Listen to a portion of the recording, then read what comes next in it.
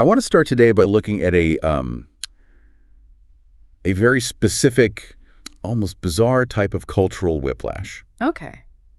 I'm intrigued. Right. So imagine watching someone win 2 Emmy Awards for a role where they spend, the vast majority of their screen time actively refusing to tell you what they're feeling. Which is that completely breaks the conventional rules of what we consider, prestige performance, right? Exactly. You look at the history of television acting, and it is usually a race to see who can show the most effort. Yes. And yet, if you spend any time, looking at the public discourse or reading pop culture critiques, you see this pervasive, just stubborn accusation out there. Oh, I know exactly what you're talking about. Yeah, there was this massive contingent of people who look at those exact same Emmy-winning performances and conclude that Zendaya has, quote, no range. Right, the no range critique. Right. Right. The critique is that she can only play one very specific type of character. Yeah. The deadpan, withholding, sarcastic young woman.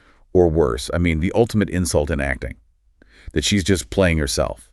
Yeah, that's the accusation people always seem to reach for when they can't immediately see the visible sweat of a performance. Yeah, exactly. Because when the gears aren't grinding loudly enough, audiences just assume the machine is turned off entirely. That is such a good way to put it. And that brings us to our mission for this deep dive. Because we are going to completely deconstruct this no-range critique today. Oh, I'm so ready for this. Good. We want to look at why this perceived flatness, this total lack of explosive emotional fireworks, is actually a highly calibrated, deeply intentional technique. Yes. And frankly, why it might be significantly more valuable than the traditional flashy acting we are so used to applauding. I completely agree, because the mechanism behind it is fascinating. She's operating in an industry that grades on addition. Yes. But her entire methodology relies on subtraction. Let's unpack that right away, because I call this the trap of acting by addition. Acting by addition. Okay, tell me more about that. Well, for the last 40 years, audiences and especially award voting bodies, right? No. Oh, definitely the voting bodies. They have been trained to equate great acting with just piling things onto a performance. Right. It's the dramatic weight gain. It's the prosthetic nose. The elaborate, obscure accent. Yes. The visible tears, the screaming matches. We have just been conditioned to believe that the more you add to the screen, the better the acting is. And that's usually followed by a feature-length documentary about the grueling psychological process of becoming the character. Oh, conveniently released just in time for Emmy and Oscar season, of course. Naturally. But yeah, most performers are conditioned to give the camera slightly more than a scene actually requires. Right. They're basically trusting the editor to sand it down later in the cutting room. But Zendaya gives noticeably and sometimes uncomfortably less. Okay, I have to stop you there and play devil's advocate for a second. Please do. Because when you say she gives uncomfortably less, someone listening to this might just say, well, isn't that just a fancy way of describing a blank stare? That is the core question, isn't it? Like, how do we separate this technique of acting by subtraction from an actor who just doesn't have the chops to pull off a big Shakespearean emotion? Well, the difference lies in what that subtraction produces in the room. Okay. Withholding manufactures the exact condition that every director is desperately chasing, but very few can actually produce on purpose. Which is what? Interpretive labor from the audience. Oh, interpretive labor. That's a great term. Right. When she stops mid-sentence, drops her gaze, and just stares at someone, the human brain absolutely hates that vacuum. Nature abhors the vacuum. Precisely. So your brain fills that silence with an educated guess about what she's feeling. Oh, I see. You project onto that stillness. And because you, the viewer, built that emotional guess yourself. You believe it. You believe it completely. You believe it far more deeply than if she had just shouted a line of dialogue explaining her emotional state. She forces you to lean in and do the work. I love that. And I want to move from the theory to the execution here, because there is absolutely no better case study for this than Euphoria. Oh, undoubtedly. It is undeniably her most character-driven work. And the structural genius of that first season is built entirely on this concept of subtraction. The central irony of the first season is just brilliant. Right. Her character, Rue, serves as the omniscient narrator for everyone else's episodes. Yeah, she knows everything about everyone. Exactly. The show literally hands its most guarded, withholding character the job of explaining the messy interior lives of every other person in town. while her own face is reporting absolutely nothing. Nothing at all. For long stretches of the show, she is purely a disembodied voice describing other people's trauma with this incredible eloquence. But her physical presence gives you zero access to her own.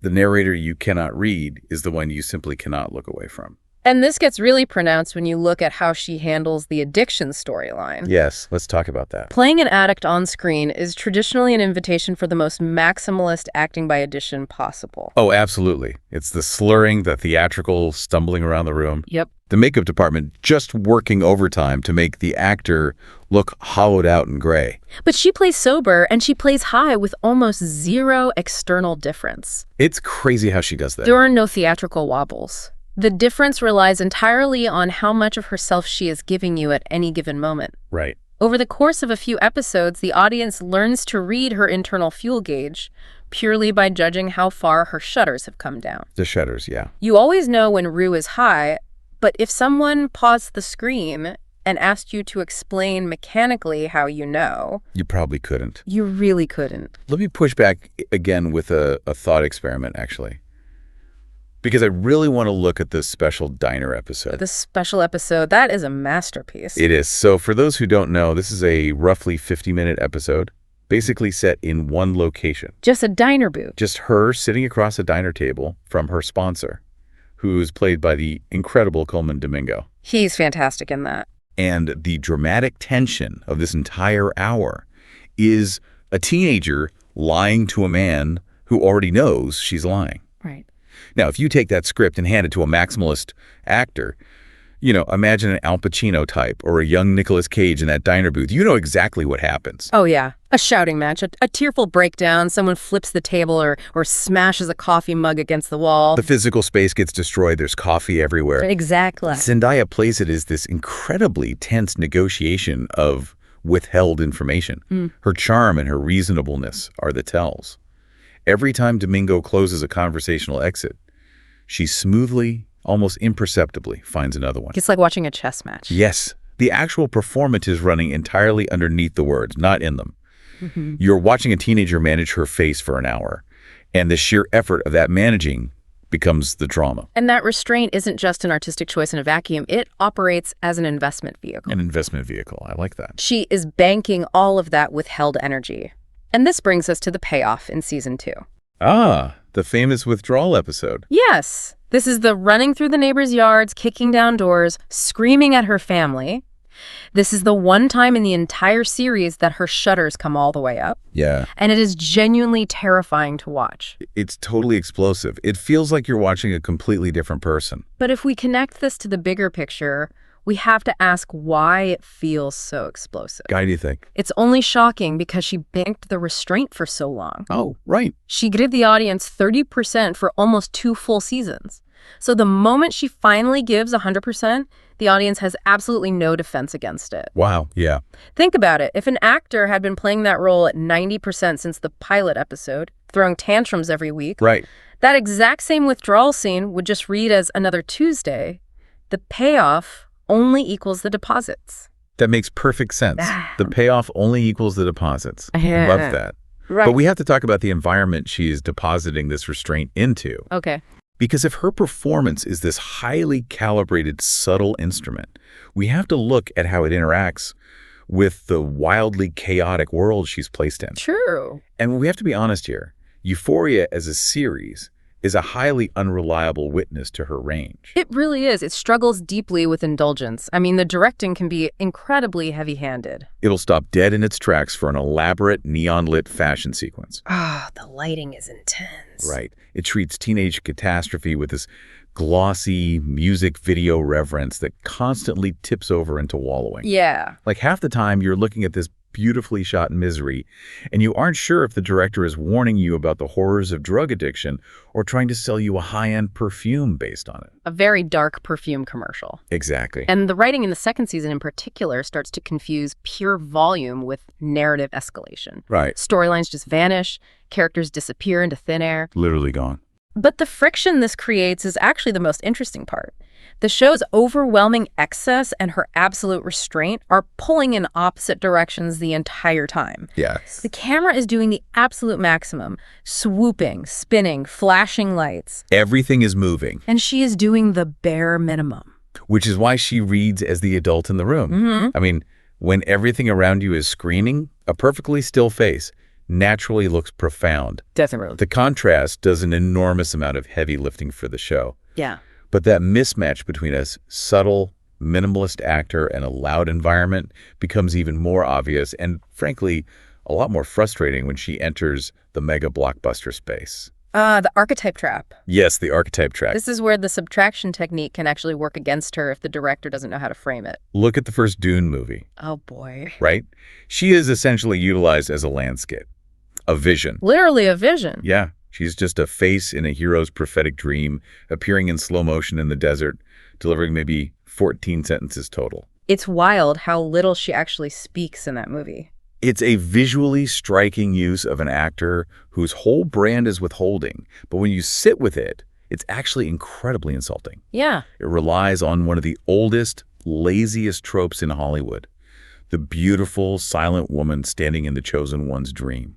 Using a performer with her specific ability to generate interpretive labor and just asking her to stand on a sand dune looking mysterious. Just looking mysterious. Just a monumental waste of resources. To be fair to the progression of that story, though, Dune Part 2 hands her the exact opposite job. Which was such a relief. Yes. Suddenly, her specific methodology snaps perfectly into place.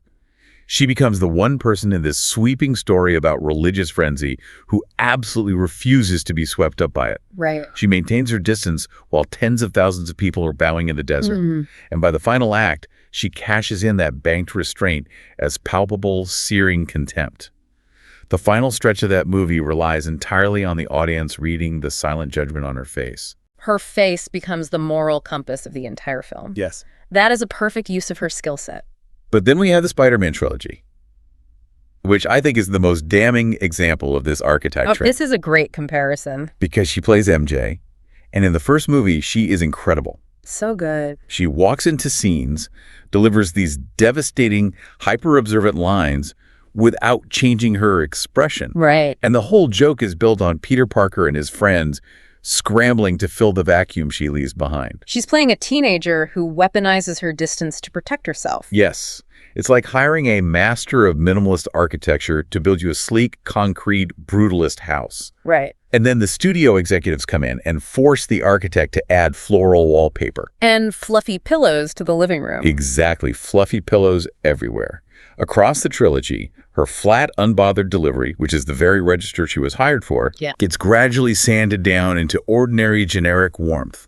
Because the modern blockbuster girlfriend has one required, emotionally available destination she must reach by the third act. Which is such a shame. They slowly, systematically wrote out her actual superpower to serve the formula. And this raises an important question. If blockbusters force her to sand down her edges, what happens when a role is actually built from the ground up for her specific instrument? Which rarely happens, but yes. Right. What happens when the script doesn't require her to be a silent desert dream or a softening superhero girlfriend, but instead requires exactly what she is best at? That brings us to Challengers and also Malcolm and Marie. I want to look at both because they are the ultimate proof of this subtraction technique. Let's start with Challengers. Tashi Duncan is the perfect alignment of character and performer. Yes. Tashi is a tennis prodigy whose own career ends early due to injury. Right. And she spends over a decade running the lives of two men like they are pieces of sporting equipment. That is exactly what she does. The defining trait of Tashi is that she never, ever shows her hand. Not to the men, not to the camera, not to the audience. There's zero gap between the actor and the character here. Exactly. You have a woman whose entire power in the narrative is that nobody can tell what she actually wants, being played by a performer whose entire technical foundation is refusing to tell you what she's thinking. It's perfect. The film is 2 hours of the other characters and us as the audience trying to read her face like she's being interrogated by the FBI. Oh. Every time someone thinks they have her figured out, she just puts on her sunglasses and the wall goes back up. Oh man, the sunglasses. It's so true. Even in Malcolm and Marie, which, let's be honest, is largely a tiresome script. Yeah, it's a bit of a slog. It's a director essentially using his characters to argue with his real-life film critics. Pretty much. But what actually survives that movie is her listening. Yes. There are long stretches where she is handed a bowl of mac and cheese and forced to just sit there while another actor paces around the house shouting at her. Just chewing the mac and cheese. All right. Yeah. And it's extraordinary to watch her silent reactions, the slight shifts in her posture, the way she chews her food. They are infinitely more articulate than the dialogue she's listening to. Which brings us to the core comparison. If we really want to put this no-range thing to bed, I think we have to look at Rue from Euphoria and Tashi from Challengers side by side. Because on paper, they're the exact same archetype. They are identical. They are both young women who withhold information, who control what the people around them get to see, and who are constantly managing an audience of one to survive. Okay, yeah. But the brilliance of the performances is that they demand completely different psychological mechanics. How so? Like, break that down for me. Well, Rue withholds out of fear. She is hiding a drug relapse from the people who love her. Right. So the concealment has to read as effortful. It has to be leaky, strained. She's permanently one wrong question away from total collapse. Yeah. The audience has to see the invisible, exhausting strain of her holding it together. It's like Rue is a person who is throwing her entire body weight against a heavy wooden door, terrified of what happens if it opens even an inch. Perfect analogy. But Tashi withholds out of appetite. Appetite, okay. She is hiding her intent to manipulate the people she is using for her own entertainment and success. Wow, yeah. So her concealment has to read as effortless and total. There can be no visible strain. Because the second you see Tashi working to hide her feelings, you stop believing that she would win. Oh, man. So Rue is holding a door shut. Tashi doesn't even appear to have a door. Exactly. It's just a solid brick wall. Ah. And that is exactly where the range lives. Yes. The range doesn't live in loud dimensionality or putting on a funny voice or wearing prosthetics. It lives in the context and the execution of the refusal. The flatness that the critics feel is real. It's not a hallucination, and it's not bad acting. Right. But they misdiagnose it as a lack of talent. Correct. When in reality, it is a deliberate refusal to do or be something. She is showing you exactly what she won't do. And she charges interest on that restraint until the breaking point. Yes. You know, I think there is a huge application here for our daily lives, too. Oh, for sure. If you step back from Hollywood and think about normal interactions, like how often do we over-explain ourselves? All of the time. How often do we over-emote in a meeting or in an argument with a partner just to make absolutely sure we are being understood? We want to be clear. Right. We tend to throw all our emotional cards on the table immediately because silence is uncomfortable. It is very uncomfortable. But sometimes giving less, just withholding just enough, is a profound power move. Yes. It forces the people around you to lean in. It forces them to pay attention, to stop talking, and to do the interpretive work required to truly understand you.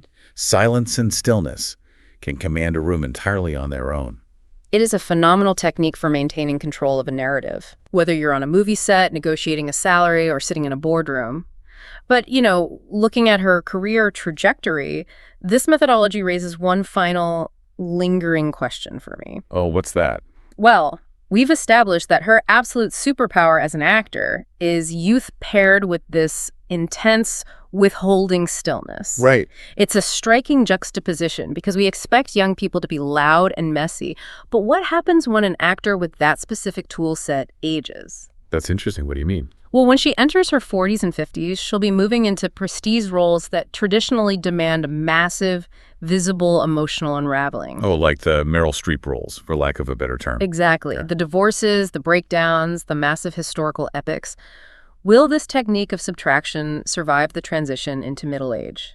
That is a tough question. Right. Or will she be forced to invent an entirely new language of acting to stay on top? That is a fascinating thought to end on. Yeah. Because we're so used to seeing her play the smartest, stillest person in the room. Always. If the X-ray machine of her acting is murky now, I cannot wait to see what it looks like when she is forced to play characters who are genuinely losing control 20 years from now. It's going to be something to watch. Definitely something to keep an eye on as her career evolves. Until next time.